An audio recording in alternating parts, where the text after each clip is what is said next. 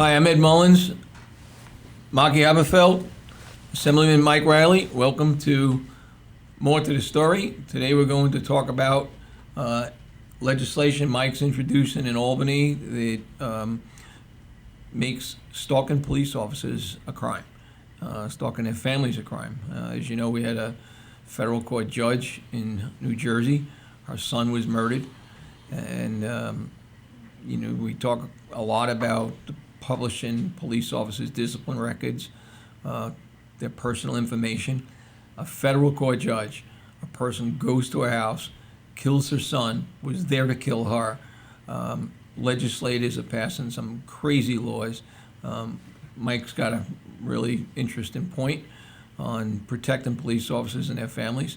I know Maki's going to chime in on this, but Mike, why don't you tell us about this law, what made you think of it to get it published and try to get it passed in Albany? Yeah, first, thanks for having me. And I, unfortunately, we had this push in Albany from the far left that was looking to put out police officer records.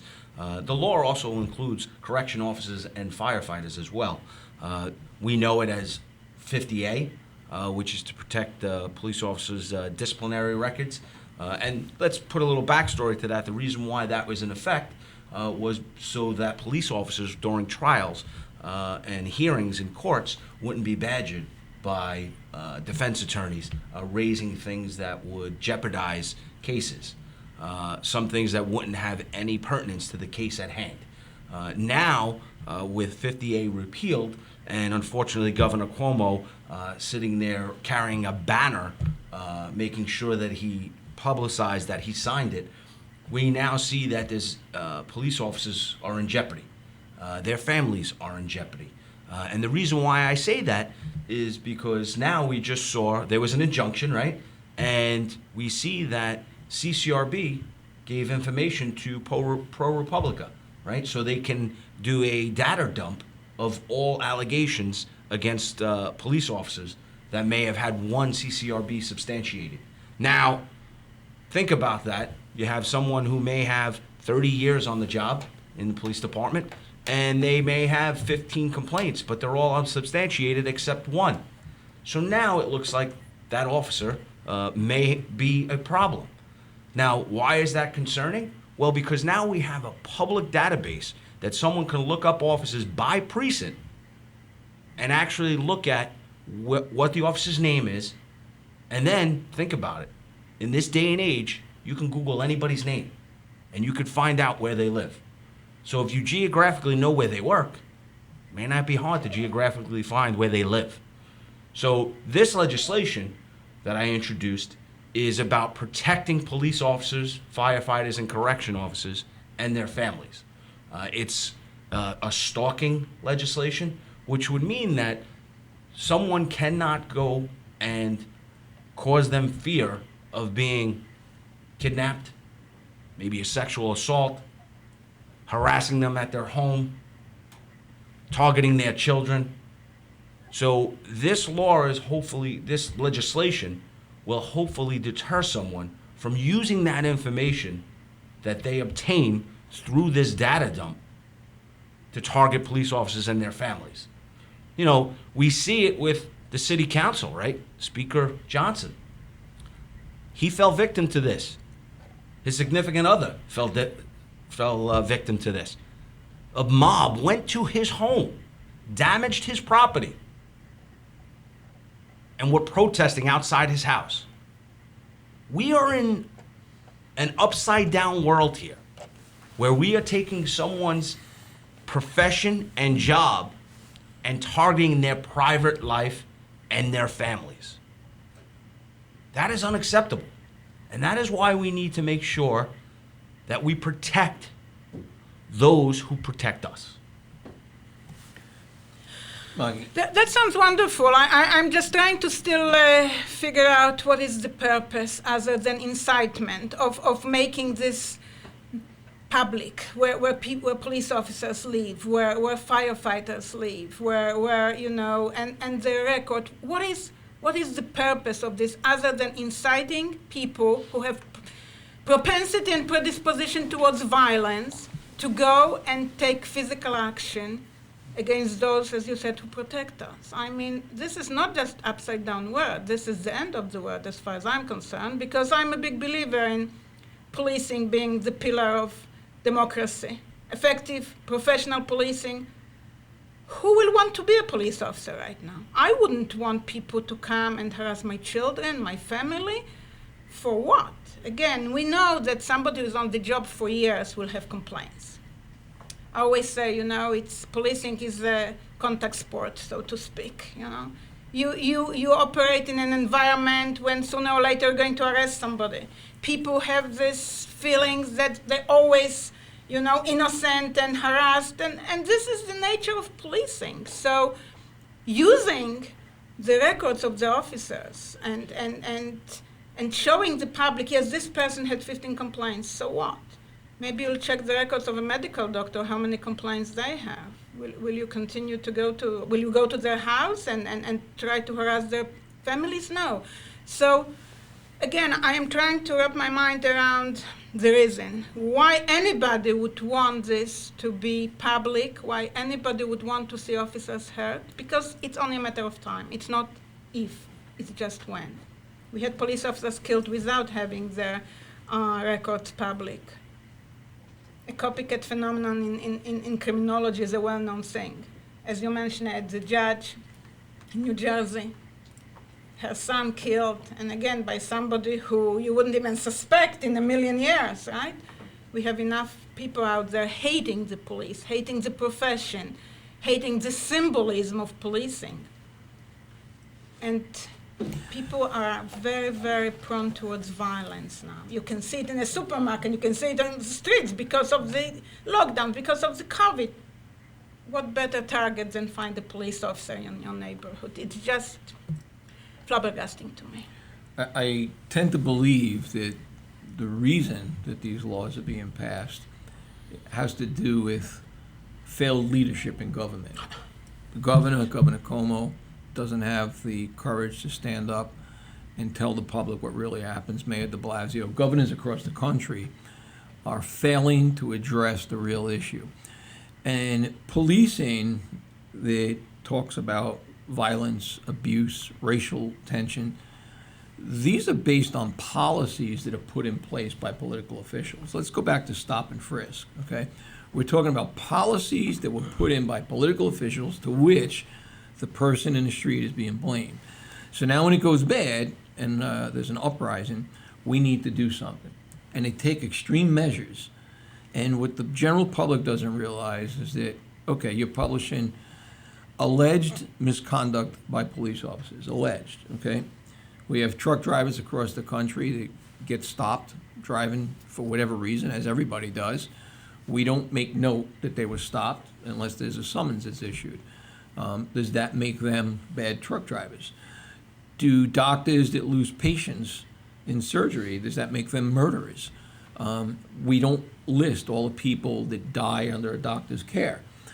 But when you do this with police officers, well, who's next? The teachers next. We have plenty of teachers that abuse children. Why would they not be next? There is a privacy issue here. And it's based on facts and retaliation. Police officers, if you work prostitution, for example, pimps continuously make allegations against police officers. Why? To keep you from locking up the prostitutes. Same thing with drug dealers. And it's just the nature of the business that you get these complaints. The governor knows this. I explained this to the governor one-on-one. I told him this. Doesn't matter. The mayor doesn't care. You talk about Corey Johnson. You want to talk about a hypocritical elected official. That's the face of a hypocritical elected official, is Corey Johnson. He's passing legislation, lives in a district where there's no violence, but yet he passes legislation where people in the city are dying. People are being shot. And no one in his district is being shot or murdered. And yet, when he becomes the victim with his significant other of crime, it's like this shouldn't be happening, leave people out of it. But it's okay for you to put everybody into it. Now, that's a hypocrite. None of these elected officials are working for the people. And at the end of the day, see, the police will survive, and I really believe that. We will survive this The question is, will the public survive this? Because we are what's standing in between you and the evil people who are trying to hurt you. And you've done it. Yeah. You know the difference. So Ed, what you touched on there, two things I wanna piggyback on. The hypocrisy. What's really hypocritical, not only about that legislation specifically, but just the fact of defund the police, right? To take away money. These are the same elected officials, long before I got in, that were advocating for more police. They wanted more NYPD officers for the NCO program. But the tide changed. You see, Yeah. public opinion became hate the police. Why? Because we had an incident in Minneapolis that triggered national news, maybe international news. And it triggered it, and everyone had to jump in to sit back and say, oh, we're doing something about it. We're doing something. Well, let's call it for what it is. Let's call, where's the jobs in the minority community? Where's the family structure? Why is the tax base less for the school districts, for education for the children? And you go to a rich white neighborhood and you're paying more taxes, more school money, okay? How is that the same? How is that equality? But no one wants to talk about that. Why? Because they're the elected officials that waive those budgets. So let's talk about the budget issue. That I went over 40 years of budgets in the city of New York. Breaking down the percentages of the budget, how much do you think gets spent? What percentage of the budget gets spent on police? Over a 40-year period annually, how much do you think? Insignificant, I would say. Is it?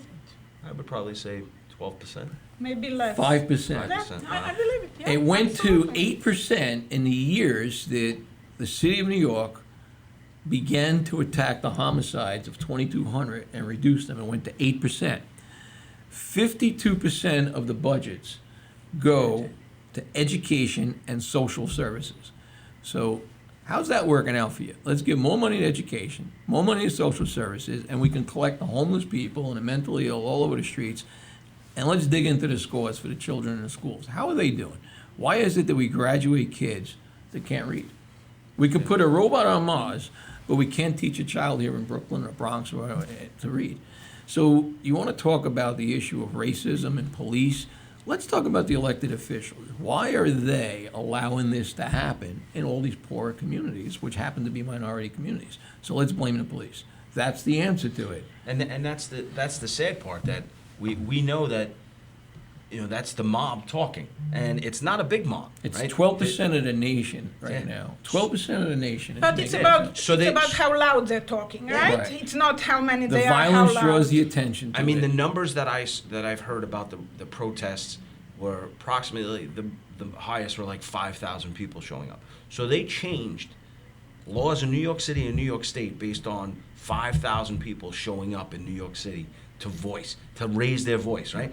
So that's the problem that we have, that they do not, it's not supported by actual data and facts, right?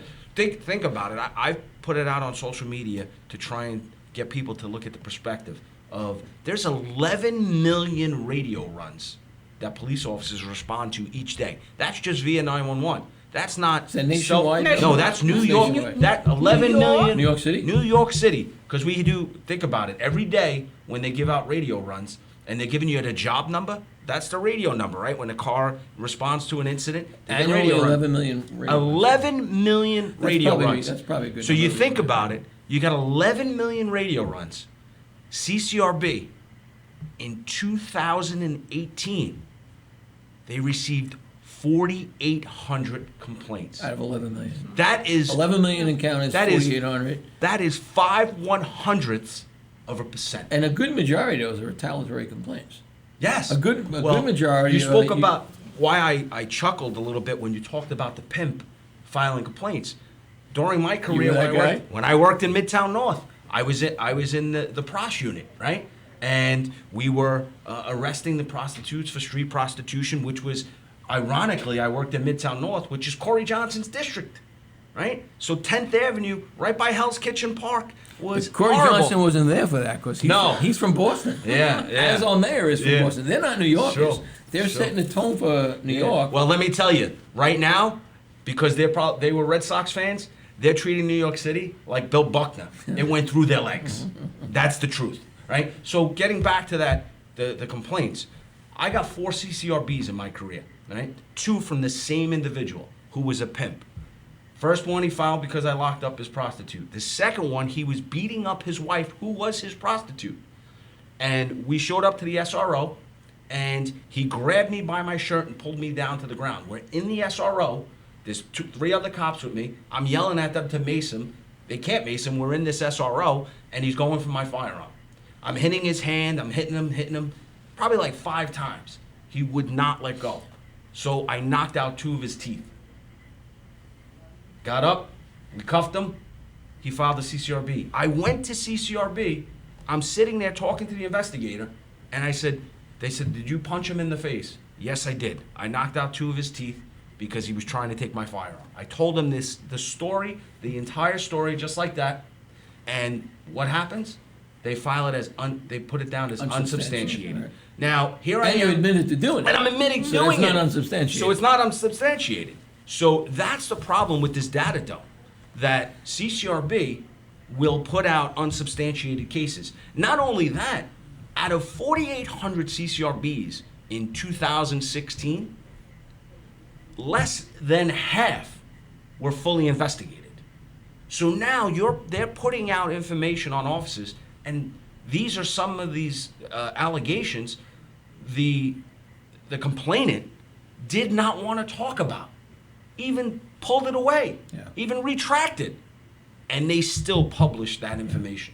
That's the concern we have. You know, doing research on police misconduct around the country for over 2 decades, one of the things that we realized over the years, a number of complaints is not necessarily bad. Sometimes a number of complaints is an indicator that the community feels comfortable with the police. They don't mind going and complaining about their perception of misconduct, right? And their perception of misconduct is 99% of the time misguided because, as I always say, the more civilized we become, the more we resent the use of force, that is authority of the police to use against us. So everybody now who is getting touched by a police officer screams excessive use of force, right? But just looking at the numbers from the statistical perspective, right? Numbers mean nothing, as you said. They actually can show, yes, we have confidence. We can go, we can complain. If we write good, if we're not, this was our perception. So just to finish my thought, I was in New Orleans some 20 years ago. People over there were afraid to file a complaint. If you were filing a complaint against an OPD, you could end up dead. So they didn't have many complaints. So looking at the numbers means nothing. And that's why people don't understand this. They're saturated with these numbers. This is going down, this is going up. Have to understand what it means, right? And nobody's interested in telling the people what it means. I got to tell you, one of the things that you mentioned there, and it really piques my interest, the idea about looking at the data and the numbers and the ability of the community to actually reach out. Yeah. And now in these days, you make it we're easy. able to. Easy. Yeah, you make it. There's so many ways they can file complaints. So talking about the data, CCRBs went down almost, at least I want to say, just about half from 2006 to 2018, which is a very good indicator. Sure, yeah. Right? But like you said, there's always ways to look at the data and see. But thinking about how the community has access to filing a CCRB, and then seeing from 2006 to 2016, 2018, they drastically dropped, that's a good indicator for the police department, I think. So what are the chances now of passing your legislation? Well, it's going to be an uphill battle since I'm in the minority. But you know, I work well with people. I try and reach across the aisle in many things. But this is something specifically that I want to discuss. It's been brought to my attention, possibly making an amendment to it to change it to covering all municipal employees. That's something that I think we all can be open to, and I'm hoping that they're seriously going to consider this.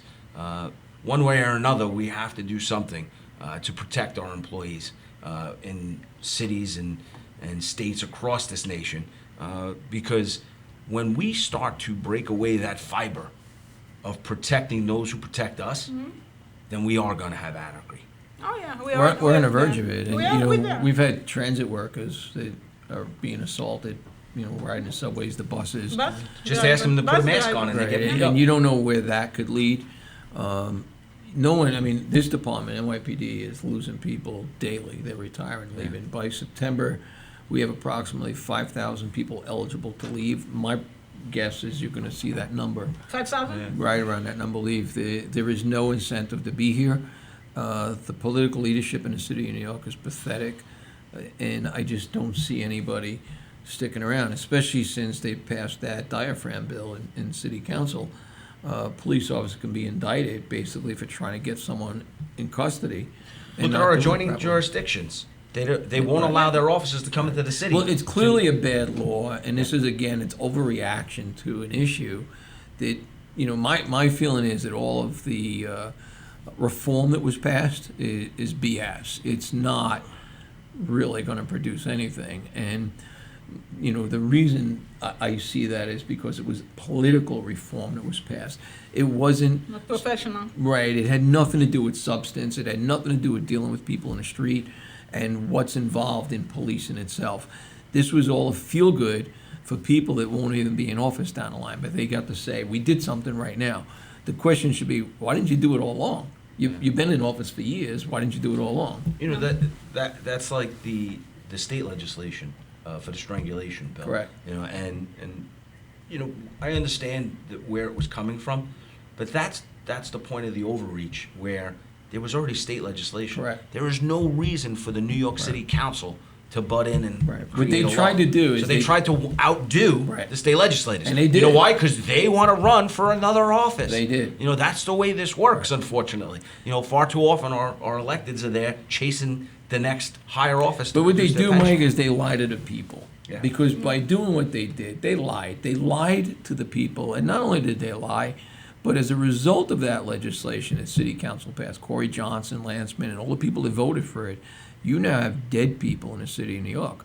You now have people that are being shot. You now have crimes that are being committed. We got a 1-year-old child that was murdered in Brooklyn. We had an 11-year-old, a 12-year-old, a 16-year-old. I think just this past weekend it was like an 8-year-old that was shot. That's a result of putting the police in a frozen mentality that they cannot go out and do their jobs. And at the end of the day, look at the correlation from when that legislation passed to the skyrocketing numbers in shootings and violence. It's on them. Yep. They lied to the people of the city of New York. And they won't even repeal it knowing it's the wrong thing. They don't care. This is the problem, and I think you and I talked about this. Let me see the politician who is actually willing to go out there and say, I made a mistake. They won't it was do an it. error Yeah, of it's what he judgment, spoke right? about, They rather right. drop dead than say this. Right. But meanwhile, other people are dropping dead because of what they've done. There's talk Yeah. that they're trying to find ways to amend it, but amending it is not going to work. Oh, they need to repeal it. They need to repeal it, especially since, you talked about the state legislation that was passed. Very similar, but not as crazy. It talks about the chokeholds. There's an exception. For that- justification. Right, and I explained this to the governor. I had a conversation with him over the telephone, and he didn't get it at first, but of a very large person, and I'll use like a football player type size, they're pretty big guys, is choking his wife or girlfriend, and the only thing you could do is choke that person and get them off. You want to charge me with a crime for that? I might have saved her life. And even if no one dies, and there's no injury other than you just put your arm around his neck, you could be charged. With a misdemeanor now in the city. Correct. But in the state, there's an exception where that could be looked at and say, no, if you didn't do that, this could happen. Well, you think about it, it's just like anything else in police work. If you're involved in a shooting as a police officer, technically under the penal law, if you shoot someone, even if they have a firearm, you committed an assault one. Right. Or, if they died, a homicide of some Right. sort, right? And that's where the justification comes in. When they look at all the facts, they realize that although it was very severe action, it was the Justified. only way Yeah. to stop the incident from continuing. We actually asked for that, and I had that conversation with the governor to, put it as a justification is no different than your firearm, and they didn't do that. They took it a step. I brought this up during conversations about the Oh, you did? legislation No. too. Yep. And that's why our conference, the Assembly Republicans, in our conference, I brought up the fact that we need to get it on record in the legislative record during the debate that Section 35 justification applies. And that we did that because we wanted to preserve the right for like grand juries and Right. things like that, where that would come up. This goes to what you said, though, is they're never going to come back and say, I No, made a mistake. but you know, as a training person, because I specialize in training for decades now, I mean, it boils my blood. Because no matter how irrational the legislation, you have to retrain the cops first before you pass the legislation. You cannot tell somebody who internalized certain types of defensive tactics, certain types of use of physical force for 2 decades or for 10 years now, oh, you cannot do it. So what can I do, right? You have to take the 35, 36,000, retrain them, then pass the legislation, if anything. But they're not doing this. So what is left? What is left is that the cops will actually use more force than less force, and nobody understands this. If I cannot choke, I will reach for my taser. And we saw that happen. And this is exactly what's going to happen. So this is just an example of how uninformed people without any knowledge about how policing works, how police profession has to be They conducted. do not ask what takes place in the street. They don't ask. They don't And, want you know, if we would pass a legislation in the medical field, none of us are doctors, we would at least have the X ramifications of the medications, right? And say, well, what happens if we do this? They don't ask, because they respond to political pressure, to that little 12% population. It's yelling and screaming. Yep. And at the end of the day, they caused lives.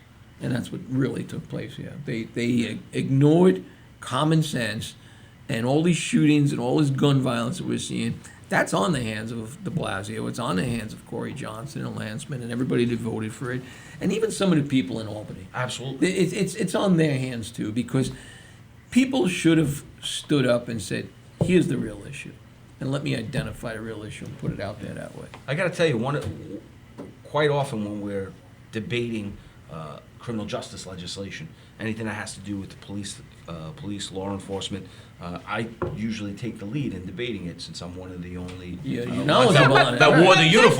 That's the thing. We have the College of Criminal Justice that I come from, John Jay College, which is part of the My alma mater. City University of New York, which is partially sponsored by the New York State. We have over 400 faculties. Half of them, I'm talking about full-timers, half of them study some aspect of police profession. None of us is asked to come and talk about. You're talking about common sense. No one Common asked sense John is one Jay. thing, Well, but we have professional, we have empirical Years knowledge, and years best of research, practices. They Nobody won't cares. ask you. They won't even ask me, and I wore the uniform, and I'm sitting there when they're drafting the legislation. Now, why do you think We that debate- is? Why do you think they don't ask? Because Because if they don't want the to- answers. Yeah, exactly, exactly. Because Well- they want to pass all these irrational bills and legislation that will lead to more crime, more deaths, more destruction, demise of the city, demise of the state. One specific bill that we debated, and it was ironic because it was introduced by Assemblyman Perry, who is from the 6-7 precinct in Brooklyn, and that's where I was a crime sergeant. He was the assemblyman back then. So I introduced myself to him, told him that I worked there. He remembered me, right? So now we start talking, and he's introducing legislation on videoing police at incidents, right? So I said, I'm fine with that. You know, people have the right to videotape police and their interactions. I asked him to put a buffer zone in. I said, please, just gonna ask think you about that. it. Right. Put in a 10 to 15 Right. foot buffer zone. So they won't- So then it maintains the safety of the officer, maintains the safety of the public, and it maintains the safety of the person that they may be apprehending or the one they're dealing with. Could be a medical emergency. I don't need somebody with a phone over. He goes, I'll bring it to council and see what they say. Came back to me and told me, no, they don't want to put a buffer zone in. It's Why? not going to work. Why, I go, why would they not? because they just did not want to. They didn't want to restrict any part of them filming. So on debate, I actually asked him on the floor of the assembly, I said, so if you have a crime scene and you want to make sure that someone doesn't cross, but they want to videotape, and now you go to take them away from the crime scene, you go to place them under arrest for that, but they're videoing, now the police officer is going to be liable. because you're saying they're allowed to videotape. He flat out said on the floor, he goes, "No, we're not talking about crime scenes." I go, but that's the problem. This is going to impact crime scenes. Well, it reverses itself. I always laugh when you ride behind a fire truck here in the city of New York, keep back 200 feet. If you keep back 200 feet behind a fire truck, you'll be in the state of New Jersey. I mean, everything's right on top of each other here. And the crime scene is, got to be a protected area, but if we're not going to enforce that, you just lost the integrity of the crime scene. Yeah. What he's really telling you is, Mike, I don't have the courage to make that decision because I'm going to be looked at as trying to stifle the people who are trying to video. That's what he's really telling you. He's not telling you the truth. Yep. And that's the problem with Albany. And I tell them every time I get up to speak, what these words are on paper do not translate to the street the way you think they're going to. And that's the reality that they fail to recognize. Well, none of them have been to the street. So many of my colleagues and I would talk, and we basically say, well, everything that we've been doing now for decades is invalidated. Like, our profession doesn't exist. Nobody asks us how to do things. Nobody asks us whether it's right or wrong. We study crime. We study policing. We study police organizations. We study, the causation of crime. So we all feel like it's the era of dilettantes, of people who know nothing about anything, making decisions that will impact our lives, as we speak. And education, best practices, research, science. Let me ask you a question, Maki. You just raised an interesting point. You have all these high-level academic professionals with years and years and years of research and study. Why not get everyone together, collectively put together a paper highlighting everything that's wrong about what's being done? Nobody's doing it. The only people who talk to us are media. Yeah, but why not take that paper and publish it? The governor signed his legislation is wrong, the mayor signed his thing is wrong, and the state over here they did this and it's wrong, and here's why, bum, bum, bum. And it's out there, it's documented. Okay, so they may not cover you now, but 2 years from now, when we're, in the middle of the apocalypse, there's the old, you were told, and it creates the accountability. Christy Whitman, who told the nation that the air in 9/11 was safe to breathe, totally lied, and thousands of people have died as a result of her lies, and she got away with it. And no one ever disputed her at the scene to say, no, the air is not safe. So with the academic professionals that have all this knowledge, they put together a paper saying the legislation that the governor passed, the Senate, councilman, the senator, here's the ramifications of this. And it's documented, it's there. It's something to be done. Listen, I can put this paper together tomorrow. That's not an issue. The issue is that we feel that we are wasting our time because no matter what we put out there, nobody listens. But you got to try. That's you got to try. Because the people I get that that watch feeling. This podcast, right? It may not be millions, but you take one person, they tell somebody else. Everybody's sending stuff back and forth the whole time. There's 42 of us in the Republican conference of the Assembly out of 150. What you feel right now, I feel that every day, but I won't give up. And I keep putting out stuff to say, this is why you're wrong. This is what I think should be done. The day that we decide to raise that white flag is the day that we gave up everything. Let me ask you a question, because you just brought something up. Is the 42 out of 150, you said? The Republican Party in the state of New York has been, spiraling out of control for years. Just crashed and burned. What's being done to change that? What's being done to create the balance? Like, I'm a registered Republican. I was an independent for years. I'm actually thinking of going back to become an independent because I am not happy with what I'm seeing. And there's no balance to anything. There's I think it was the NAACP had a great saying. It says, no permanent friends, no permanent allies, just permanent values. And I support a lot of Democrats on things, but you got to have a balance. And the Republican Party, I even look back when, I think it was Paul Ryan was the head in Congress, they accomplished nothing. So what's being done? I mean, there's a new chairman. There's no candidates right now for mayoral race. There's no candidates in Senate races in the state and assembly seats. Well, no, There's a Senate- few, yeah. but, I'm venturing to bet it's not gonna be a very productive outcome, the way things are Yeah, going. You know? they're trying to raise the awareness of elections matter, and I think what we see over the last 2 years, we realize that elections have consequences. The last time that we had one party rule in New York State, and that's both chambers, the Senate and the Assembly and the governorship, was 2010.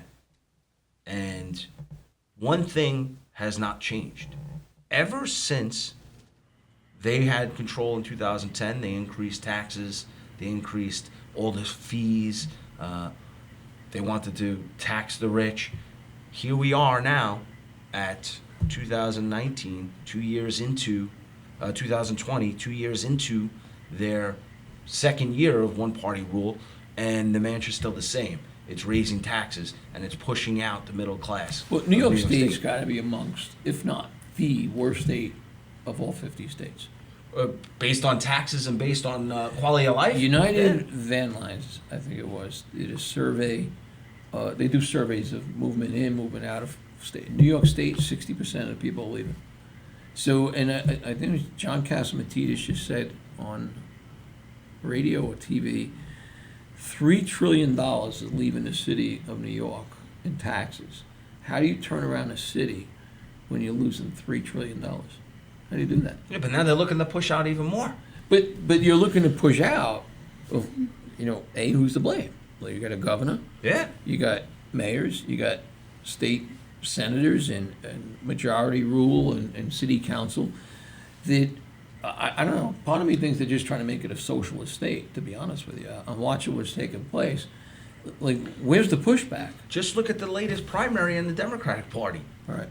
The assembly members that I considered very liberal, they got beat by socialists. Right. This is the movement that's happening, and I got to tell you, my fellow New York City residents and New York State residents, you better wake up, because this is not what you're going to. Maki, do you find that one of the things that I heard, and you're in the schools teaching, is that the millennials and Generation X they get all their news for the first 2 or 3 sentences from social media. They want everything for free. Do you find that is being similar in of the student bodies in schools? Because if that's true, like, this is where a lot of this, the protest, the vote, we're talking about people that really aren't holding career jobs.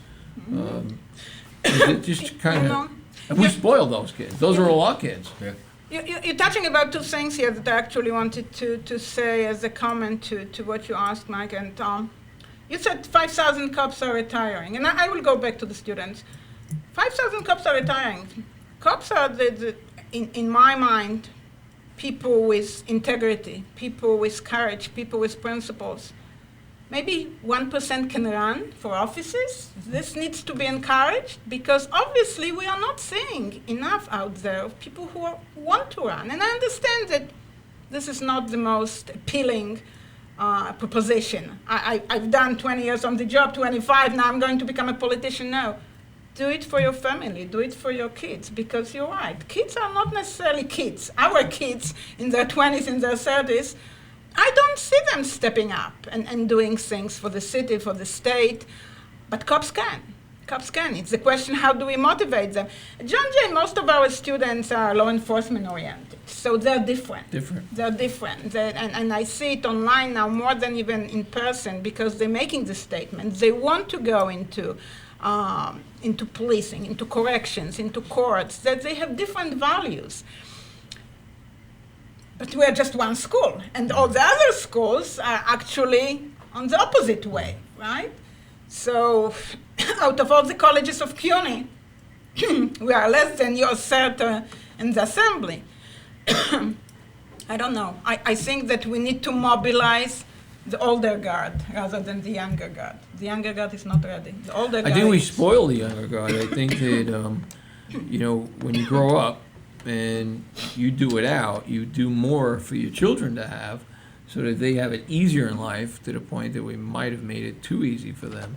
Absolutely. And the next thing is that they don't understand what really matters, what the real value is to, No, it's to very work. much about, the day and how can I go out and what I can buy and what I can post on Instagram, and it's not about the larger I thing. mean, the student loans that are out there, they're crushing students. They're crushing them. Yeah. The payments are ridiculous. Yep. I think my first student loan, I was paying $112 a month. Now they're $900 a month. And who could honestly pay that type of student loan? But you have to look at how that came about, because I remember NYU, and I'm going back into the early 80s, I think the tuition was like $3,000, which was a lot of money. Yeah, back then, yeah. But today, it's probably $80,000. So, close. and that's times 4.